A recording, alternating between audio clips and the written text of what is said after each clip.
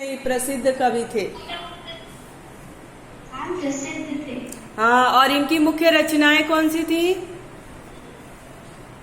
साखी, साखी, सबद और रामायणी। ठीक है, चलिए अब ये सब नहीं, अब हम आगे बढ़ते हैं कि इन्होंने अपनी साखियों में क्या लिखा है। ठीक है, सो देखिए आज हम पढ़ेंगे कबीर की साखियां। पहला इसमें पद है, जाति न पूछो साध की, पूछ लीजिए ज्ञान, मोल करो तरवार का, पड़ा रहन दो बयान। देखिए इसमें जो साध शब्द आया है, साध का अर्थ होता है सज्जन व्यक्ति, या कह लीजिए क्योंकि कोई विद्वान व्यक्ति। तो कबीरदास जी कहते हैं कि कभी भी किसी सज्जन व्यक्ति या विद्वान व्यक्ति की जात मत पूछिए, जाति के आधार पर उसके महत्व को मत समझिए, उसके ज्ञान को जात के आधार पर मत परखिए। ठीक उसी तरह से जैसे मोल करो तरवार का, पड़ा रहन दो म्यान। मोल करो यानी कीमत पहचानो तलवार की, और पड़ा रहन दो म्यान।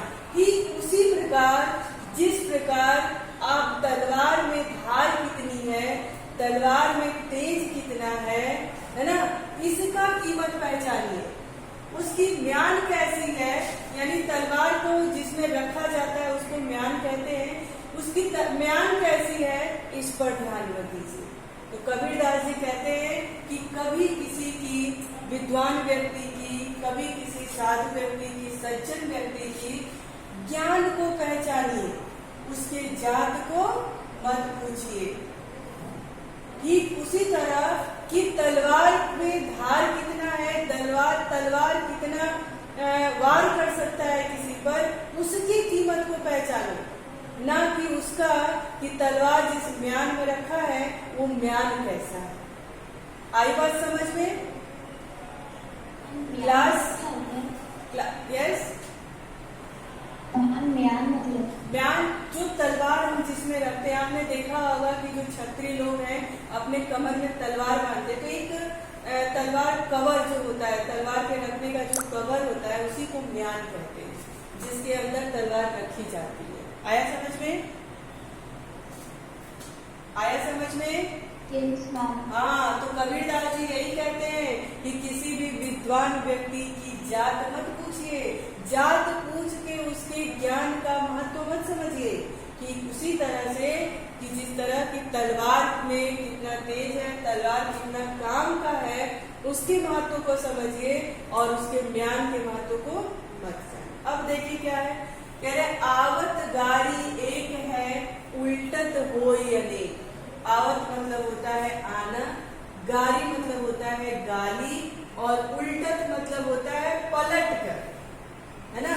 तो कबीरदास जी कहते हैं आवत गारी एक है, उल्टत होय अनेक, है ना। कबीरदास जी कहते हैं कि अगर कोई व्यक्ति हमें गाली देता है तो वो जब देता है तो वो एक ही रहता है, लेकिन जब हम पलट के उसको गाली के बदला गाली देते हैं तो वो अनेक हो जाता है, वो बढ़ करके ढेर सारा हो जाता है। तो कबीरदास जी कह रहे हैं कबीर नहीं उलटाई बस ये कहीं एक। कबीरदास जी कहते हैं कि जब कोई बुरा व्यवहार आपका इसके साथ करता है तो पलट करके आप उसको उसी व्यवहार में मत आइए, आप उसके साथ उसी के जैसे पेश मत आइए। अगर आप उसके तरह से नहीं व्यवहार करेंगे तो वो वही की वही बात क्या हो जाएगी, खत्म हो जाएगी, बढ़ेगी नहीं। अब आपने खुद ही देखा होगा कि जब आप क्लास में झगड़ा करते हो तो अगर कोई बच्चा आपको गाली दे देता है, मार देता है, तो आप कोशिश करते हैं कि मैं भी उसको एक की बजाय दो गाली दूं और एक झापड़ के बजाय दो झापड़ दूं। लेकिन कबीरदास जी क्या कहते हैं, ये कोई अच्छी बात नहीं है। अगर कोई व्यक्ति आपके साथ बुरा व्यवहार करता है, यानी उसके अंदर बुराई है, तो उसकी बुराई को सीख करके आप उसको बढ़ाइए मत, उसको वहीं पे खत्म कर दीजिए, ताकि वो बुराई और आगे तक बढ़कर ना जाए। हाँ, यदि कोई अच्छा व्यवहार आपके साथ करता है तो आप पलट करके उसके साथ भी अच्छा व्यवहार करिए, ताकि अच्छे का वातावरण पूरे समस्त संसार में, समाज में गाली देना क्या कोई अच्छी बात होती है? नहीं होती है, नहीं होती है ना। तो वही कबीरदास जी कहते हैं कि अगर कोई आपको एक गाली देता है तो आप उलट करके अगर उसको फिर से गाली देते हैं तो वो बढ़ते बढ़ते एक गाली अनेक गालियों में परिवर्तित हो जाती है। तो कबीरदास जी कहते हैं कह कबीर नहीं उल्टा एक बस एक ही एक। फिर कबीरदास जी कहते हैं कि अगर हम गाली का जवाब पलट करके फिर गाली से नहीं देंगे तो वो एक गाली एक ही बन के रह जाएगी। अर्थात यदि हम किसी के साथ बुरा व्यवहार का जवाब बुरे व्यवहार से नहीं देंगे तो बात वहीं पर खत्म हो जाएगी। फिर देखिए क्या है, माला तो कर में फिरे। माला, माला आप जानते ही हो, कर मतलब होता है हाथ और फिरे मतलब होता है फिरना यानी घुमाना। माला तो कर में फिरे जीभ मिले मुखमान, और जीभ मतलब जीवा होता है, फिरे मतलब घूमना और मान मतलब होता है में। तो कबीरदास जी कहते हैं कि माला तो हाथ में फेरी जाती है। आपने देखा होगा ना, घर में जब कोई बड़ा पूजा करता है तो कोई रुद्राक्ष का माला कोई मोती का माला लेकर के ऐसे हाथ में घुमा घुमा के उसका जाप करता है। आपने देखा है कभी क्लास? हाँ, तो वही वो कह रहे हैं कि माला तो कर में फिरे, यानी माला तो जो है वो हाथ में फेरते हैं और हमारी जिह्वा वो मुख के अंदर इधर उधर घूमती रहती है। मनुआ तो दहु दिस फिरे यह तो सुमिरे नाहि। कह रहे हैं कि मनुआ यानी मन, दहु यानी दसों दिशा, दहु दिस यानी दसों दिशा, फिरे मतलब घूमना। कह रहे मन तो है वो हमारे दसों दिशाओं में घूमता रहता है। यह तो सुमिरे नाही, ये क्या करता है? सुमिरे मतलब भगवान को याद करना, उनको याद करना। तो कह रहे हैं कि यह तो सुमिरे नाही। तो कबीरदास जी इस दोहे के माध्यम से हमें ये बताना चाहते हैं कि माला तो हम मन हाथ में लेकर फेरते रहते हैं और हमारी जो जिह्वा है, जो मंत्र पढ़ते हैं तो जिह्वा हमारे मुंह में घूमती रहती है और मन हमारा इतना चंचल है कि ये दसों दिशाओं में घूमता रहता है। यह तो सुमिरन, ये तो भगवान को क्या करता है? सुमिरता जरूर है। मंदिर में बैठ करके माला तो जपता रहता है ना, माला हाथ में जपता रहता है, उसमें हाथ भी काम कर रहा है, जिह्वा को मुंह में घुमाता रहेगा यानी मंत्र का उच्चारण करता रहता है। मन फिर भी एकाग्रचित नहीं होता है क्योंकि ये चंचल होता है और ये दसों दिशाओं में घूमता रहता है। तो वही कह रहे हैं कि मन को एकाग्रचित कर करके, ये तो होता ही है इस तरह का, परंतु इसको एकाग्रचित कर करके और भगवान को याद करना चाहिए। आई बात समझ में बच्चों? क्लास आपको आया समझ में? ओके, चलिए अब हम देखते हैं। कबीर घास न नीदिए जो पाऊं तली होय, उड़ी पड़े जब आंख में हरी दुएली कोई। हाँ बताइए, बताइए। ओके, नहीं, मुझे लगा कोई कुछ पूछ रहा है। चलिए आगे बढ़ते हैं। फिर कह रहे हैं कि कबीर घास न नीदिए जो पाऊं तली होय, उड़ी पड़े जब आंख में खरी दुएली होय। कबीरदास जी कहते हैं नीदी यानी निंदा करना, है ना। कह रहे कबीरदास जी कहते हैं कि कभी घास की निंदा मत करिए। जो पाऊं, पाऊं यानी पैर, तली मतलब नीचे और होय। कह रहे हैं कि कभी भी घास की निंदा मत करिए जो पांव के तले होती है। भाई हम किसी गार्डन में घूमते हैं या जमीन पे घूमते हैं तो हमारे पैरों के नीचे घास होती है ना, हमारे सर के ऊपर तो घास उगता नहीं है। तो वही वो कह रहे हैं कबीर घास न नीदिए जो पांव तल होय। कबीरदास जी कहते हैं उस घास की निंदा मत करिए जो पांव के तले होती है यानी पैरों के नीचे होती है। उड़ी पड़े जब आंख में हरी दुहेली हो। यदि वो किसी दिन हवा के साथ उड़ करके आंखों में पड़ जाती है, उसी घास को जो हमारे पैरों के नीचे होती है, यदि वो हवा में उड़ करके अगर हमारे आंखों में पड़ जाती है तो क्या करती है? खरी दुहेली हो, तो हमको बहुत ही बेचैन कर देती है, परेशान कर देती है। आपने देखा होगा ना, जब कभी आंधी वादी चलती है तो कोई धूल के कण, कोई घास के टुकड़े अगर आपके आंखों में पड़ जाते हैं तो आप एकदम परेशान हो जाते हो कि नहीं क्लास? हाँ, तो वही कबीरदास जी कह रहे हैं कि कबीर पड़ा है जब आंख में खरी दुहेली हो। कह रहे कि घास की, उस घास की निंदा मत करिए जो आपके पांव के तले होती है। यदि वो उड़ करके अगर आपके आंखों में पड़ गया तो आपके आंखों में बहुत ही परेशान आपको कर देती है ना। तो कबीरदास जी का कहने का मतलब है कि कभी भी किसी व्यक्ति की निंदा मत करिए, उसको छोटा मत समझिए। हो सकता है कि कभी वही आपके लिए एक परेशानी बन जाए, है ना। कभी किसी को छोटा, कभी किसी को अज्ञानी मत समझिए। हर किसी को सम्मान देने की कोशिश करिए। फिर देखिए क्या है, दुहेली का मतलब क्या होता है? यस, खरी और दुहेली का मतलब क्या होता है? खरी और दुहेली। देखो, खरी मतलब होता है एकदम खरा, एकदम सूखा हुआ, है ना। एकदम मतलब कहते हैं ना कि एकदम खरी खोटी सुना दिया। तो खरी मतलब होता है आंखों को परेशान कर देने वाला, ठीक है। और आंख में अगर चला जाए तो आप कैसे आप रगड़ते रह जाते हो, पानी आने लगता है, उसी को कहता है ना। आंख में अगर पड़ जाए तो खरी दुहेली है, यानी बहुत ही आपको तकलीफ पहुंचाता है, दर्द देता है। एक तिनका।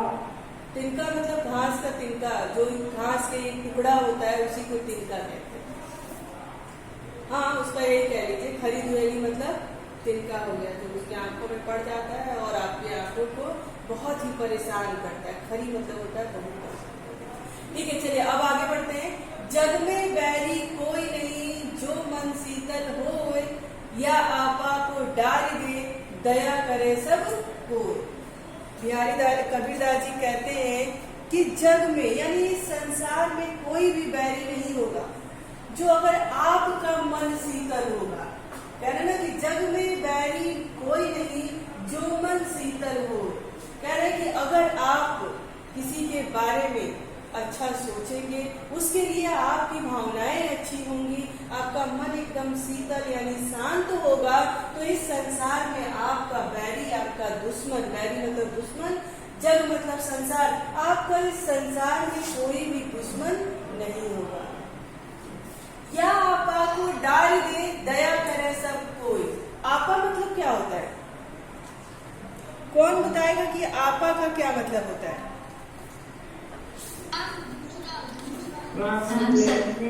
या आपा को डाल दे, दया करे सो। आपा मतलब होता है अहंकार, घमंड। आया समझ में? कह रहे या आपा को डाल दे, यानी अपने घमंड को जो त्याग दे, या अपने घमंड को त्याग दे, दया करे सबको। यदि आप एकदम अपने घमंड को त्याग करके एक साधारण, एक शांत प्रवृत्ति के व्यक्ति रहेंगे, तो सारे लोगों की दया, सारे लोगों का आशीर्वाद आपके साथ होगा। सभी लोग आपको प्यार से देखेंगे, सभी लोग आपके प्रति दयावान होंगे। तो कबीरदास जी का कहने का यही मतलब है कि आपका, अगर आपके अंदर घमंड नहीं होगा, आपके अंदर कोई, आपका मन जो है वो हमेशा शीतल यानी शांत रहेगा, तो इस संसार में आपका दुश्मन कोई नहीं होगा। सभी लोग आपके लिए दया दिखाएंगे, आपके साथ मानवता का व्यवहार रखेंगे। क्लास यहाँ तक आप सब लोगों को समझ में आया? कहीं पे कोई दिक्कत हो किसी लाइन में? चलिए एक बार, आवत गारी एक, तीसरा माला तो कर मैं फिरे, जीव फिरे कुमार। ठीक है, मनुआ तो चौदिस फिरे, यह तो सुमिरे ना। देखिए क्या होता है कि हम लोग मंदिर में बैठ जाते हैं, ठीक है, और दिया जलाते हैं, ढेर सारी अगरबत्ती, फूल और चढ़ावा चढ़ा देते हैं, और मन हमारा क्या होता है उस मंदिर में नहीं होकर के, क्योंकि ये तो चंचल स्वभाव का होता है, तो ये कहीं और लगा हुआ है। दसों दिशाओं में, दसों दिशाओं का मतलब कि चार दिशा तो आप जानते ही हो, उत्तर पश्चिम दक्षिण, है ना, पूरब पश्चिम उत्तर दक्षिण, ये जानते ही हो। और जो कॉर्नर होता है, तो चार तो पूरब पश्चिम उत्तर दक्षिण और चार उनके कॉर्नर, और आकाश और पाताल ये मिलकर के 10 दिशाएं होती है। तो कबीरदास जी कह रहे हैं कि जब हम मंदिर में होते हैं, भगवान की भक्ति में होते हैं, तो माला तो हाथ में फेरते रहते हैं, मंत्र का उच्चारण करते रहते हैं, पर ये जो मन है, जो ये मन बहुत ही चंचल स्वभाव का होता है, तो ये क्या करता है, ये 10 दिशाओं में फिरता रहता है, भगवान को सच्चे मन से याद नहीं करता है। तो हमें ऐसा नहीं करना है। हमें क्या करना है, अपने मन को एकदम शांत रख करके और भगवान को याद करना है, भगवान की भक्ति में लीन होना है ना। तो अब एक साधारण सी लाइन देखिए कि माला तो कर में फिरे, जीव फिरे मुखमाय, मनवा तो दहदिस फिरे, यह तो सुमिरे नाय। यानी माला तो हाथ में हम फेरते रहते हैं, हाथ में माला को घुमाते रहते हैं, उसकी जो मोती होती है उसको ले करके घुमाते रहते हैं, और जो हमारी जिह्वा है, हम मंत्र का उच्चारण करते हैं तो वो मुख के अंदर फिरती रहती है, मुख में घूमती रहती है। मनवा तो तवदिस फिरे, और मन हमारा क्या है, ये 10 दिशाओं में घूमता रहता है, यह तो सुमिरन नाय, यह तो भगवान की भक्ति को, भगवान को याद ही नहीं कर पाता है। और कोई और किसी लाइन में बच्चों